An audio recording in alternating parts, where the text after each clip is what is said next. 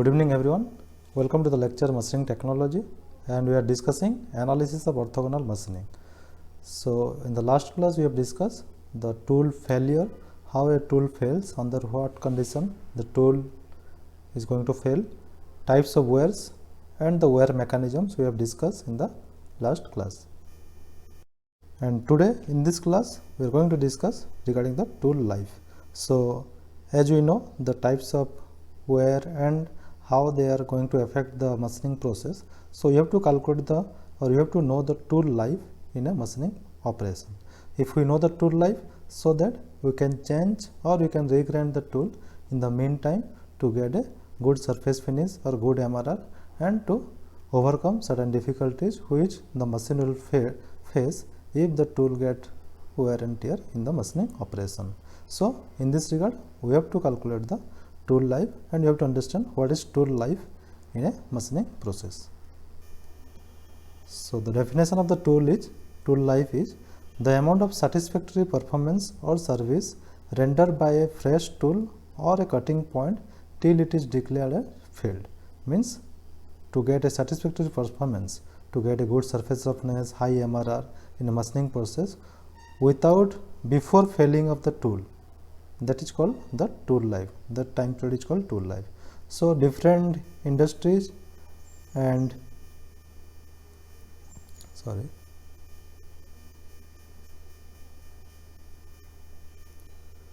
so in R&D, how they define the tool life? Actual machining time duration by which a tool performs satisfactorily, after which it needs replacement or reconditioning.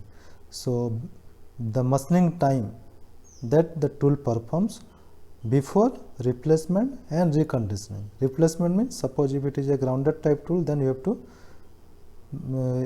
recondition, and if it is tip type tool, then you have to go for the replacement, like you have to change the tip. So, and reconditioning means regrind of the tool. If the tool cutting edge is blunt, then you have to go for again grinding of that cutting edge, and again you can perform the machining operation. So before reconditioning and replacement, what is the time period the tool is going to perform satisfactorily? That is called the tool life in context of the R&D industries. R&D means research and development. And the example how they are measuring machining time till flank wear VB reaches 0.3 mm or crater wear KT reaches 0.15 mm. So how they are going to, means there is be one limit that the crater wear should be means maximum 0.15 mm, and the flank wear which is in the flank surface which is maximum 0.3 mm. So to get the flank wear up to 0.3 mm, whatever the time the tool is taking, means that is the lifetime or the life of the tool.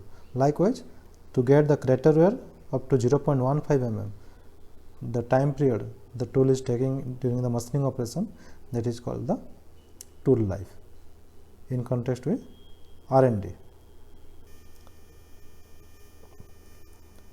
The industries, how they are defining the tool lives?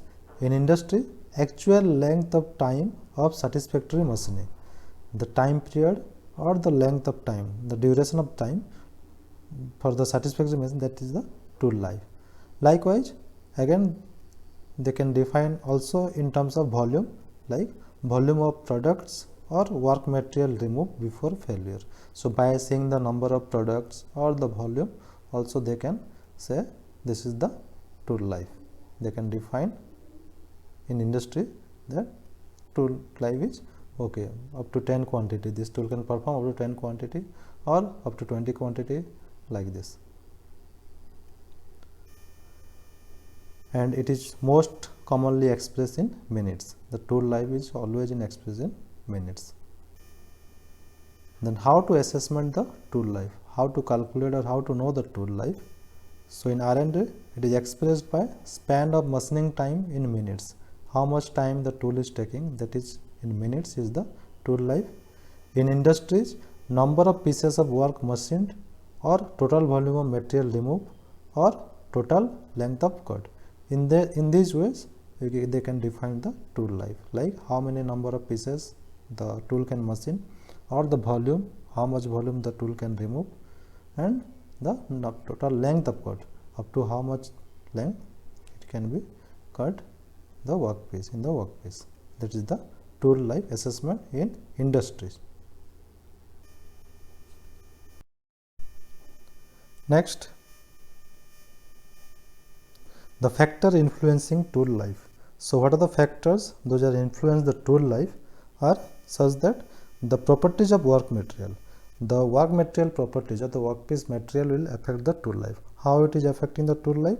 So likewise you can say the work material either may be a soft material or it may be a hard material. So if the material hardness will increase more and more, then obviously the forces and power consumption which will be induced during the machining will be increased, and it will increase the tool wear, and also it will decrease the tool life. Like that, if the material is become more ductile, so ductile material, the workpiece increases, the forces and power consumption decreases, and tool wear also decrease, so the tool life will increase. So in that way, this hard material and soft material plays a vital role to deciding the tool life. So if you are normally if you are going for a soft material like aluminum, mild steel, then the tool life will be more compared to a brittle material if you are machining. Next, tool geometry. So if you recall the tool geometry, then you can say that rake angle gamma, which plays the vital role in the tool ring, that back rake angle. If it is more, then forces, power consumption, everything will decrease and the tool life will be increased. If it is less, then the vice versa. Next, the use of cutting fluid. So if you are doing any machining operation without cutting fluid and with cutting fluid, then you can calculate the tool wear or tool life. Like if you are using cutting fluid, then tool life will be more compared to if you are running on machine without using any cutting fluid. So in research, it is a data or statistical data that 25 to 40% the machining forces and power consumption will be reduced if you are using the not power consumption, the forces. So power consumption not exactly 25 to 40%, but the forces they can measure that if you are using cutting fluid, then 25 to 40% of power forces will reduce. So ultimately the wear, vibration will be reduced and the tool life will be increased if you are using the cutting fluid. So the tool life also increased by 25 to 40%. Next, the process parameter, the V, F and D. What is V? V for cutting velocity, F is the feed, D is the depth of cut. So what is cutting velocity? Like the RPM, whatever you are saying in RPM or meter per minute, you can convert to any cutting velocity, the pi d n by 60. Next, feeds the linear movement of the tool during the machining operation, or in shaper or planer machine, the workpiece is moving at particular sliding motion, that is also you can say feed. And so in milling operation, like sometimes you are giving the machine bed in terms of feed, that is meter per minute, how much time, how much distance is travel in a linearly. And depth of cut is nothing but the penetration, how much penetration we are giving in mm. Like in lathe machine, 1 mm to not 1 mm, 0.1 mm, 0.2 mm, 0.5 mm we are giving depth of cut. So depth of cut nothing but the tool penetration in the workpiece. So the three parameters, all three have some unique effects in tool lives. So researchers, what they have done, they have find out some quantitative relationship between tool life and this process parameter. We will see in the next. And all the above three are some qualitative analysis, that how properties of work material, tool geometry and the cutting fluid. There is no quantitative relationship between tool life and these three factors, but the process parameter, there are some quantitative relationship. From that you can easily calculate the tool life, or if you know the process parameter. So out of the four parameters, the above three parameters like properties of work material, tool geometry, use of cutting fluid, will get only qualitative relationship between the tool life and these three parameters. But the process parameter VFD, which is speed, feed and depth of cut, the researchers propose some quantitative techniques which relate the tool life and this parameter. So we'll see next what are those quantitative techniques. So the first scientist, the Taylor, he proposed one quantitative techniques to relate the speed feed the process parameter into the tool life. So what he has done, so he has taken one workpiece, he machined the workpiece with velocity vc1,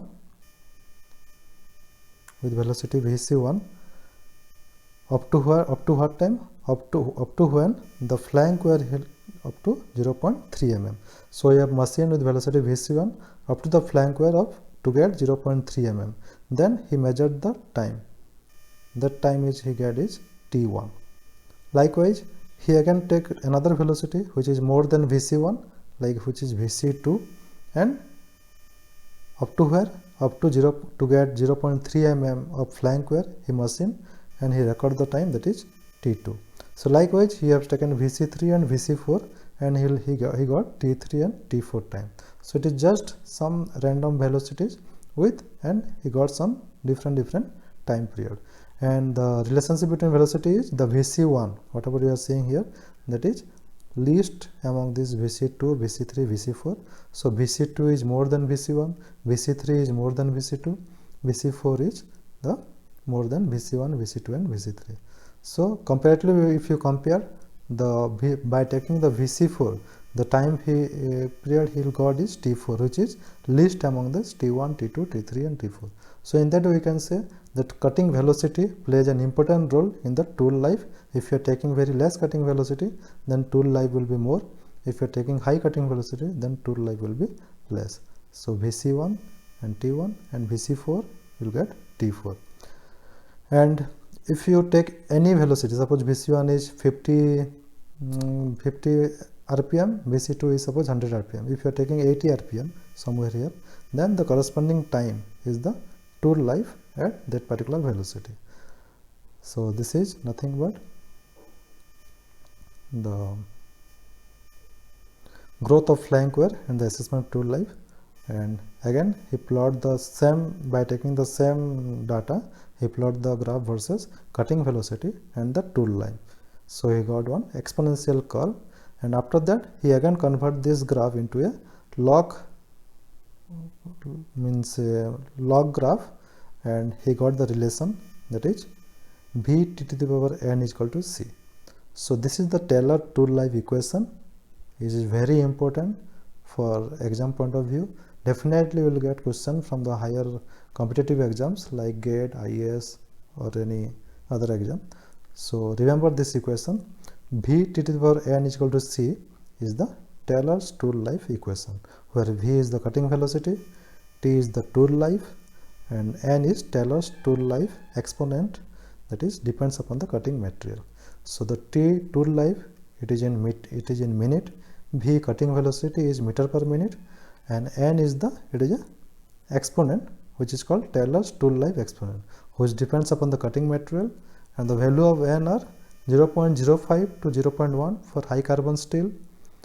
For HSS, the value of n is 0.1 to 0.2. For carbide tools, the value of n is 0.2 to 0.4. For ceramics, 0.4 to 0.7.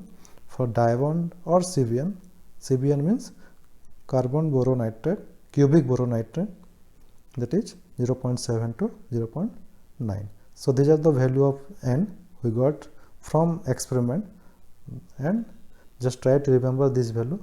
Sometimes this question also are what is the value of n for HSS or carbide or high carbon steels.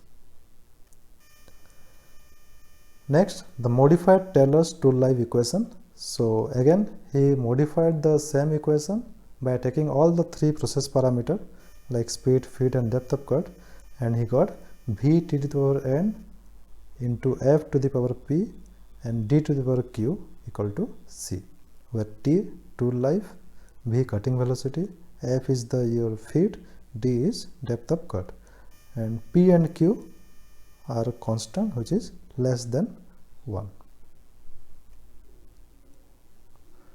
And after doing some experiment and by following this quantitative techniques, finally it is known that the effect of tool life on cutting parameter is in this order, like the cutting speed has highest influence on the tool life, then feed, then depth of cut. So depth of cut is the lowest influence on the tool life.